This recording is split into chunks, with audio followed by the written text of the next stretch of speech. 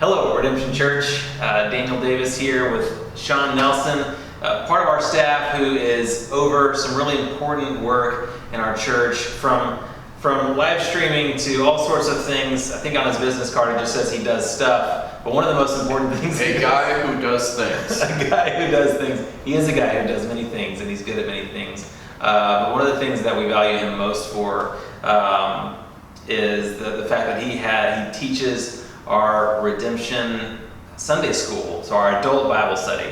And so he is theologically trained, he loves learning, and he loves to teach. And so he has been teaching before the merger, taught Sunday school at Southway for how many years? Oh gosh, I don't even know. Probably consistently since about 2010. So, long time. So he's got some years under his belt teaching.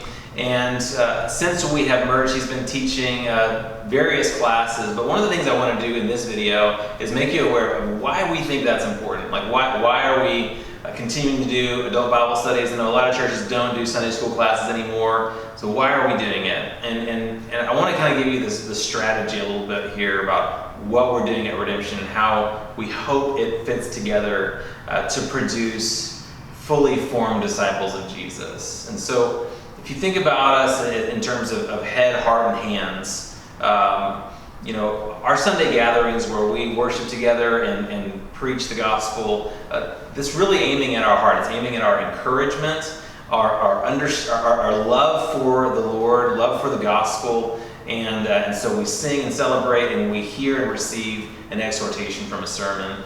Our missional communities are really action-oriented. They're meant to be the springboards for relationships where you are loving one another, serving one another, getting to know one another in the context of brotherly, sisterly relationships in the kingdom of God. And so there's this aspect of Christian formation that we think is really important. It's the formation of the mind. It's the head part. There are things that Christians should know.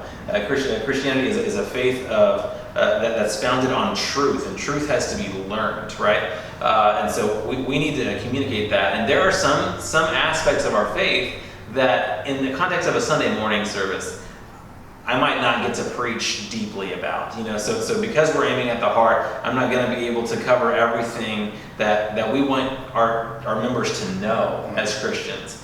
And so our hope is, by offering this opportunity to do an adult Bible study, and we're doing this, and there are other Bible studies that happen in the context of our church, but our adult Bible study on Sunday mornings has been a really important access point for kind of going deep into some really beautiful and important truths. And so I wanted to give Sean a chance to talk about what he's been doing, like what he's been teaching in Sunday school, and then kind of where we're headed coming up in May, like what we're launching into, just so people can kind of get a sense of what sorts of things we're talking about as far as forming our minds. Yeah, and I like that you use the head, heart, hands kind of way of talking about it, because that really is a good analogy for like what function does this serve. I mean, Sunday school isn't something, you won't find it in the Bible, things like that, but what it refers to is the directed, intentional teaching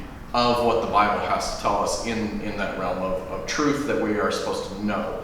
And it's really good because it helps us in our daily walk, our daily lives. The head is kind of the filter for everything. Mm-hmm. It's the thing that filters truth down to the heart, which then goes out into the hands. And it can serve both as a spur for the heart, and it can serve as a guard for the heart. So in the past year or so in Sunday school, we've been going through a series that we were doing to get everybody kind of on the same ground level. We were calling it Christianity 101, where we went through the basic doctrines of the faith, what it is we believe, the basic practices that are taught for Christians in the Bible, and some more generalized topics like how do we defend our faith. And we specifically at the end tied it all into the concept or the idea of having a Christian worldview, a lens or a filter through which you interpret everything around you. And essentially that means having a Christian mind or mindset. They're so important. Yeah, and what makes it so good is because you build that up through this teaching, through the learning, then you have that filter, that lens through which all the stuff coming at you day in, day out gets put through. And so you don't have stuff going to your heart, your place of worship in your soul that is untruthful. You don't have some of the messages that the world will put forward that are untrue coming in and affecting how you live, your hands. So Christianity 101, we're done with that now. And it was a really good series. I think the class really enjoyed, especially when we tied it all up in the Christian worldview. We actually looked at some of the big major things going on in our world through the lens of what the Bible has to say about life, the universe, and everything, if you're a Hitchhiker's Guide fan. Now we're going to be starting in a couple weeks. I think you guys said May 9th. We'll be starting it. We're going to be starting what we're calling, I guess, Christianity 201. And with that, what we're going to be doing is we're going to be taking the groundwork we laid in Christianity 101 and building on it. We're going to be saying, okay, this is what we believe. This is what the Bible teaches us about our faith in the most basic overview way. Now let's go a bit deeper. Let's start asking some of the more complicated questions of the faith. Exploring some difficult topics, such as, we talked about salvation, how a person is saved, what Jesus did for them on the cross. Now we might ask things like, well, can I lose that? Can I lose my salvation? Or we might explore some of the more in-depth topics that the Bible gives us answers to, but they're sometimes hard to understand. Things like, how does God, being sovereign over all things, play into our free will that we have, a topic you mentioned in the last sermon. This is the things that we will be exploring in Christianity 201. We're also going to take more in-depth looks at how do we defend our faith. We'll actually start exploring some of the challenges that get lodged against Christianity from the world around us. We'll look at, in times of trouble, how do we care for our souls? What do we do when we don't feel love for God in our hearts, or tragedy has struck and we feel incredibly pained by the sin and sorrow of this world? How do we care for ourselves and for others during those times? And we're gonna start looking at what is out there in the world that Christianity is going to have to confront. So we'll ask questions like, what are the other world religions that are out there? What does the Bible say about them? How do we interact with our friends and our neighbors who may not believe? We'll also start looking at some of the ethical challenges that Christianity faces. We've got this worldview lens, we've got the head interpreting the world around us, but the world around us is very different from what we know God intended it to be. So how do we live in those times? These are the sorts of things that we'll be describing and looking at coming up. And just as a side note, if you weren't in Christianity 101, that doesn't mean you won't benefit from Christianity 201.